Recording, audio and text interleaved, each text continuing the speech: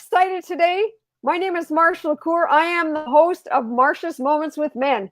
And today with us, we have Mr. Gordon So. Welcome this afternoon, Mr. Gordon So. How are you? I'm doing well, Marsha. How are you doing? Oh, I'm so pumped to have you here today. Listen, let's jump right in.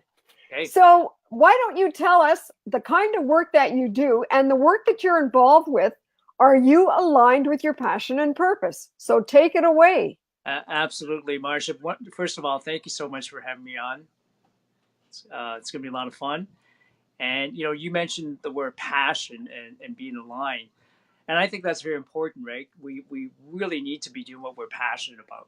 So as an entrepreneur, Marsha, I've been an entrepreneur all my life. I've been in the real estate mortgage industry, the direct sales industry. And the last 5 or 10 years, just working with authors, speakers, trainers, and the event planning industry. So I think I'm aligned. I really believe I'm aligned because entrepreneurship is what drives me, and being able to be in the field where I can actually help other entrepreneurs get to the next level is really what I do.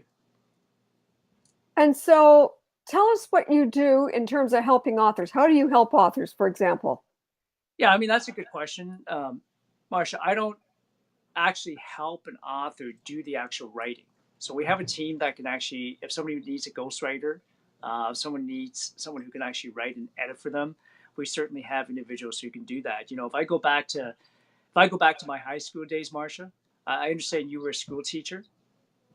So if I go back to my high school days, in my last couple of years in high school, I probably spent more time in a cafeteria playing backgammon than I was in class.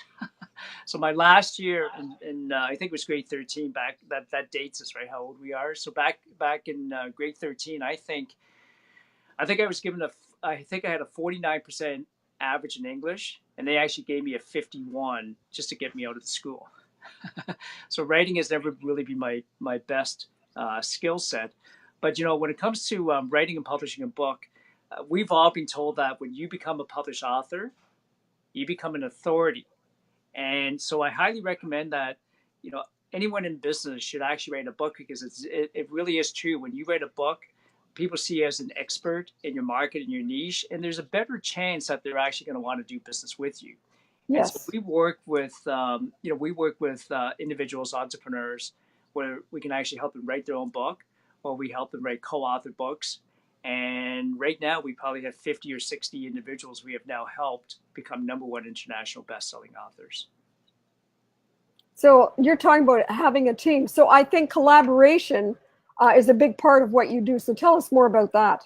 Absolutely. Collaboration. Think and Grow Rich. In Think and Grow Rich, Napoleon Hill talks about a master alliance. So masterminding. I was on a Facebook Live this morning with a good friend of mine, Noel Warren, and he said there's two types of alliance or masterminding. One is you can get around with a group and talk and brainstorm about ideas. And then the second part of masterminding is actually how to take those ideas and put it together. And so the masterminding would be, there's always going to be certain skill sets that we don't have. But when you combine that with other folks in your circle of influence with those skill sets, you can accomplish a lot more. So, for example, I'm better at communicating and speaking. So I may want to write a book and not actually able to do the writing, but I may be able to have someone interview me on a podcast, let's say, and then have someone actually take the words I spoke, transcribe it, and then actually write a book. So having a team that can do things that we can't do is an amazing way to collaborate. And so, the other members of the team sort of capitalize on their strengths and you capitalize on your strengths. So, you're all pulling your strengths together. And so, let's say if you're saying that, writing is not your strong point, then somebody else on the team or within the mastermind can hop on board and help you with that. So that's really everybody's Yes. pooling their gifts, Yes. and it becomes a win-win-win around the entire circle. Absolutely. Yeah, Marsha. A friend of mine, Laura Avalesi, is just writing a book called Breaking Barriers. That's going to be launched in September the 12th. and it's a book about murder, betrayal, forgiveness. It's a pretty incredible book. And so, um, today, part of our team is actually working with her on the graphics. Part of our team are actually working with her with the video trailer. So there are things that she may not be able to do, but there's other folks who can actually add their talents into, collaborating to make sure everything about the book, from writing the book to actually launching the book, is going to be done properly. Fabulous. Now you said you're also, one of your strengths is speaking. So how did that come to be? I see you doing Facebook Lives every day, several times a day. You're so good at it. Yeah, and I really, number one, Marsha, I really appreciate the Facebook Lives you've been doing, Marsha's Moments with Men, and I'm sure you can appreciate every Facebook Live you do. You just become better and better as a communicator yourself. Would you agree with that? Yes, absolutely. Yeah. Do you remember the first Facebook Live you did?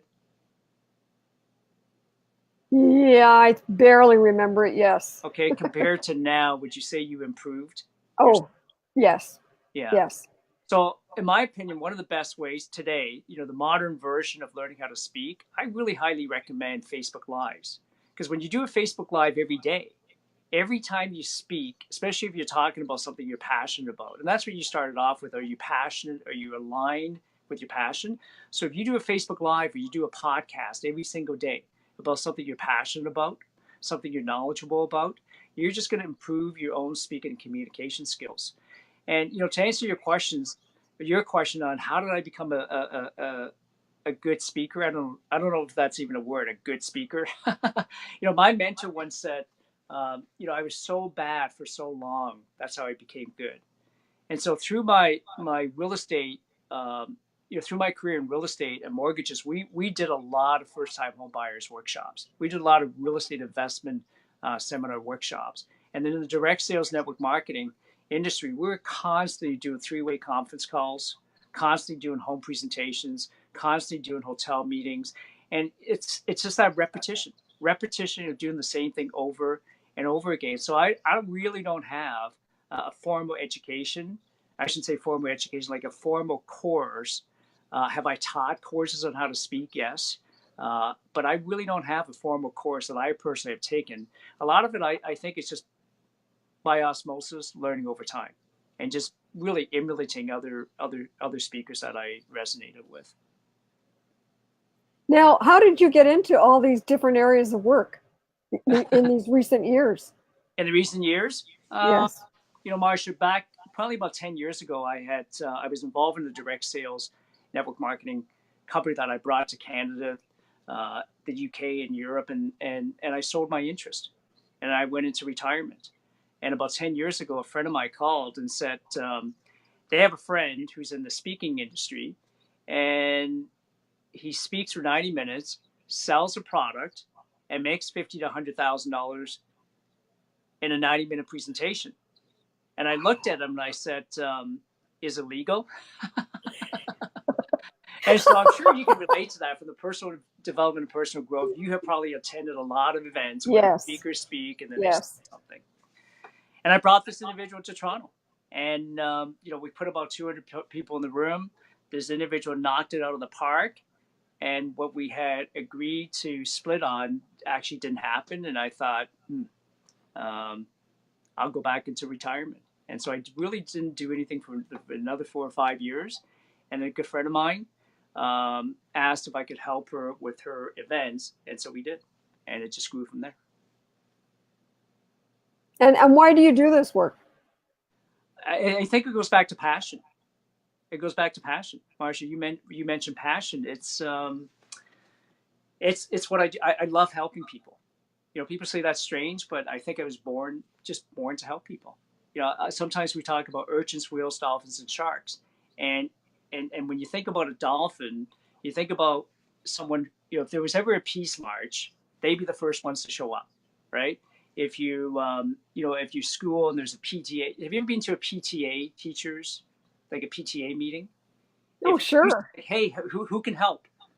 There's always a certain group that always puts up their hand and says, how can I help?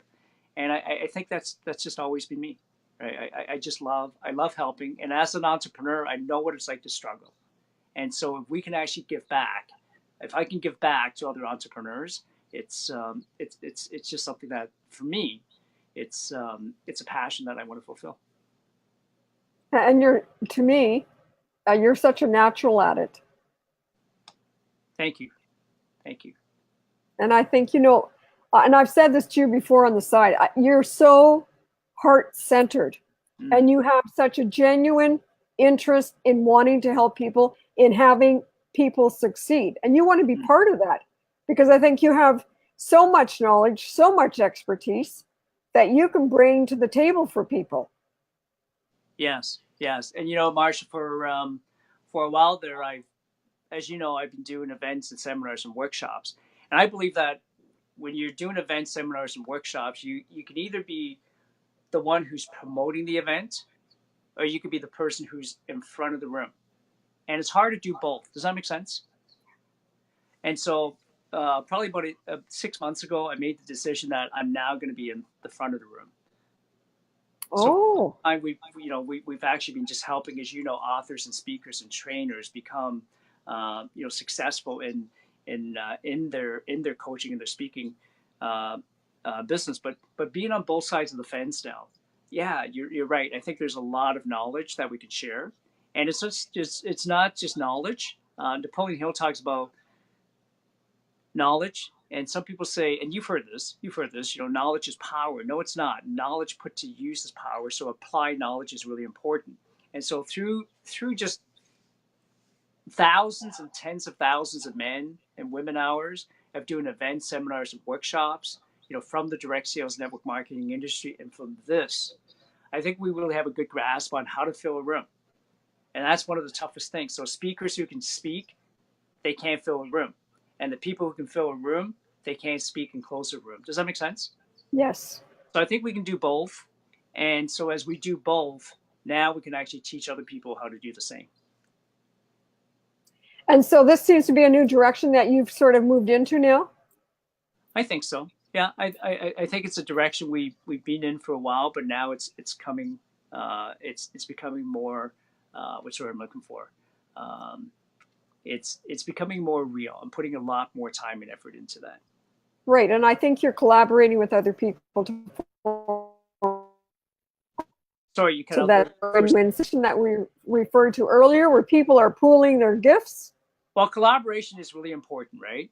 Really important. Yeah. So I'm collaborating, for example, with Kula, who owns Netwin Place. It's about a 16,000 square feet brand new facility that he's just opened up with offices that are private, semi-private offices, boardroom, training rooms, which is absolutely incredible. And now in March, he's looking at opening up another 5,000 to 6,000 square feet out near the airport.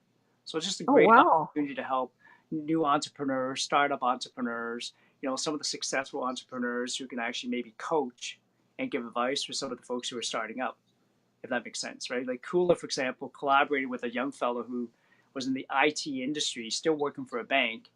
And make a long story short, with some coaching and some help, this individual's online educational company, after 4 years, has been valued at $25 million. Is that incredible? $25 million. And from what I understand, Will Smith, I mean, we all know Will Smith, right? Will Smith and his son are actually now investors in this company as well. And so when you can collaborate, and add value to someone else, in my opinion, that's what it's all about. Absolutely. And so tell us, I think you've got something going on this Thursday night at Netwin Place. So tell us about that. We do. So this Thursday, Think and Grow Rich. How many of you know someone who's read the book Think and Grow Rich? Right, it's sold something like 15 million copies. So we've either read it, know about it, recommended someone to read it. So the 17 Principles of Think and Grow Rich is absolutely amazing. And so on Thursday night, it's a one-day workshop. And Marsha, the founder and CEO of the Think and Grow Rich Institute, Satish Verma, he's actually going to be personally teaching this workshop. And what's really neat about Satish is he didn't make his money selling courses. Right, about 30 years ago, he had personally went bankrupt, bought a Think and Grow Rich book for $3.99, and then bought a home study course. right? A correspondence course. And he's built a multi-million-dollar business for himself and for his family. And he's helped a lot of other individuals apply the principles of Think and Grow Rich. In fact, if you get a chance to check out Breakfast Television, you can look up his son's name, Sonny, Sunny, Sonny Firma. And his company, Tutor Bright, has over 50,000 students. Can you imagine? We're not talking about 5, 50, 500, 5,000. They have over 50,000 students. So they are truly applying the 17 principles of Think and Grow Rich themselves. So if you're a realtor, a financial planner, you're in business, you're a network marketer, you have a team you're building, I highly recommend that you get tickets to come. Today's actually our last day for early bird. It's half price if you register today, and it's going to be on Thursday. Great opportunity to learn from Satish himself, and also to network with other heart center entrepreneurs that are going to be there. Fabulous. And so we'll put that link in the comments below after we're finished here. So let's move on here. What do you think are challenges that men face here? Like, for example, maybe in business. So the men that you work with or the men that you interact with, do you see any challenges that they have? Yeah, that's a loaded question there, Marsha. So I'm sure there's different answers, and do I offend some of the men that are out there, or am I going to say this with kid gloves, or can I say and actually in a real loving way? And Marsha, as you talk about men's health, I think that's very important. One of the biggest challenges I think a lot of men have in business is they don't take time. They're so driven for success that they forget to take time for their health. And so what does that look like? Give us an example. You don't have to mention any names. Yeah, let me give you an example of myself, if that's okay with you. Sure. So I know, there were times in my career where I was so busy, maybe I didn't have breakfast. Or there were times when I was so busy I missed lunch. Can anyone relate to that? Yeah. Right? Or for an energy drink, it's like your third or fourth cup of coffee. So not eating healthy, not eating right, and not exercising right was probably a big part of my life for the longest time. And I would say maybe 7 or 8 years ago, maybe about 7 years ago, my wife would constantly play ice hockey and ball hockey, Marsha, and she would say to me, sweetheart, you should come and play with us. And I always had to excuse that, no, I just don't have time, right? And really it was probably because I was too lazy, if that makes sense or not. Can anyone relate to that? And so I kept on saying no, no, no. And one March break, a lot of their players were on holidays. And she said, look, we're going to play in the gym instead of on, full service ice. We're going to play in the gym, and we need some extra players. And she had asked me year after year around March break. And I had said, no, no, no, every excuse you can imagine. And finally I gave in, and I thought, how hard could it be? This is just ball hockey with a bunch of women. What a huge mistake, right? The first shift, Marsha, after the first shift, I was already bent over, gasping for air. Oh my gosh, yeah. Gordon. Oh. So you can imagine, women are they take their health so seriously. They're doing yoga, they're doing Pilates, they're running, they're exercising, they're working out, and some of the women may not have a lot of hockey skills, but man, I'll tell you, their conditioning was just absolutely unbelievable. And that's when I started. And then I thought, I'm going to get in shape, and I would start, I stop. And then eventually I started playing ball hockey, and then I started running a kilometer at a time, and it became 5 or 6 kilometers 4 or 5 times a week. And I just kept on going. And it took a while, and then it became a habit, it became a lifestyle. And so where are you today in terms of your fitness, your health and your fitness? I think it's unbelievable, right? We talked about folks who are in their, in their 50s now. I feel like I'm in my 30s. I feel like I'm in better shape today, Marsha, than I was in my 30s. I've had a knee surgery on my right knee for an ACL tear. So I had a surgery on my left knee, and we joke about, being the bionic man. I don't know how to explain it. I just feel absolutely amazing. My health is just amazing, right? play hockey like 3-4 times a week, run. And I challenge, folks out there to do the same. Because when I went for my first run, Marsha, a lot of people look at me and they think, hey, this guy's got to be healthy. And I'm not. I wasn't healthy just because I was thin. People automatically think you're healthy. I went for a run one day with my wife and my daughter. I think I ran around the block and I was already gasping for air. Can you relate to that? Yeah. So just start. A friend of mine, Lester Bailey in Phoenix, retired police officer. So you can imagine the shape he was in. So he just started walking a mile a day, and then 2 miles a day, and now he's up to 10 miles a day. So just start. Your health is important. Your health is your wealth, and those are the key words. Just Absolutely. start. Yes. Just start. Yeah. Just start. And if it's tough to start, find a group. Find a group that you can start with. Accountability, right? Maybe there's a class. A friend of mine has a kickboxing class. And maybe it's a Pilates class, maybe it's a yoga class, maybe it's a walking club. So you have a group that you're accountable to, and you just start, and then they inspire you to do it, and after a while, it just becomes a habit. Yes, and the piece I want to add here: don't wait till someday, because there is no someday. No. Just start now, and that taking that first step is the hardest step, because we are in the state of inertia, where we're so comfortable. We're sitting in the warm bathtub. We don't want to move. Yeah. And at the same time, we're stuck, and we're growing older than we are chronologically. Absolutely. We never have a promise of a tomorrow. No. One of my mentors told me, you never have a promise of a tomorrow. And how many people do we know whose lives have been taken too early? So we just don't know. We just don't know. Especially if you have a family, you have a young family. What are you leaving? What are you leaving behind for them? Are you prepared? So being prepared is going to be very important. I was talking to somebody the other day, and you see it on TV, but it's reality. An individual who said, I have to lose some weight. I got to get off the couch. I want to be here when my daughter gets married so I can walk her down the aisle. Right now, I can't even get off the couch.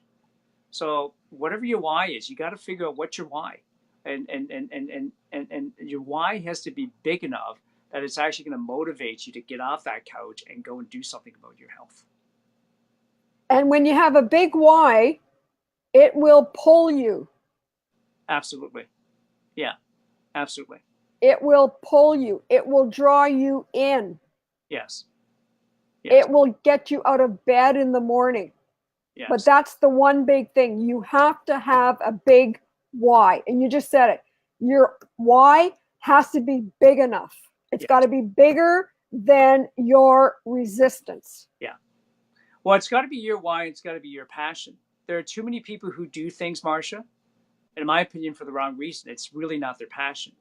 A friend of mine, we were at a speakers camp in Chicago, and I still remember when I left him that day, he was sitting there like this on the couch.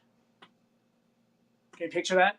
And as I'm talking to him, he was falling asleep. He was asleep. And someone said to me afterwards, that's sleep apnea. And this individual was on all sorts of medication and was in the hospital several times a year. And then whatever happened, he started to take care of his health. And about a year and a half later, when I had a chat with him, he said, I have lost 105 pounds. 105 pounds off every medication. Can you imagine? He got his life back. So he was saying to me, Gordon, this tea, I won't say the name of the company, he's drinking this tea that helped him lose 105 pounds. He said, Gordon, you should drink this tea as well. And I looked at him and I said, can you imagine if I lost 105 pounds? Yeah. So it's important, right? Your health is so important. Yeah, it's so important. Your health is your wealth. Yeah. Can you imagine having all the wealth in the world, but you have no health? That's right. What's the point? Yeah. A friend of mine, dear friend of mine, real good friend of one of my mentors, he had Parkinson's. And he worked for the second richest man in Singapore. Can you imagine? This guy was one of the nicest individuals you could ever meet. So you can imagine working for the second wealthiest man in Singapore. He had a pretty nice income himself. Had a pretty nice income lifestyle. But the one thing he had was Parkinson's. What a dreadful disease, right? And that was something that money could never buy. Money just can't buy that. And so that leaves us with this next question. Gordon, what is one powerful tip that you want to leave for men with regards to business or with regards to their health or both areas? Yeah, Marsha, I think the two ties together, and passion. You started off with passion, and that's what I would suggest. Whether it's your health, whatever you're doing to improve your health, whatever you're doing to try to improve your business. So I'll talk about business for a minute. You got to be passionate about it. See, too many people may get involved in a business because maybe it's just the thing to do. Does that make sense? They're chasing a market opportunity that's not even really their passion. So when the first challenge comes along, guess what? They're going to quit. Yeah. They're going to quit because they weren't passionate about it. Maybe they're just chasing the money. They're chasing a market opportunity. So again, the minute challenges start to come, they don't have that fortitude, and they don't have that passion that's going to keep, with the staying power that's going to keep them in the game or in the business long enough for them to succeed. That's it.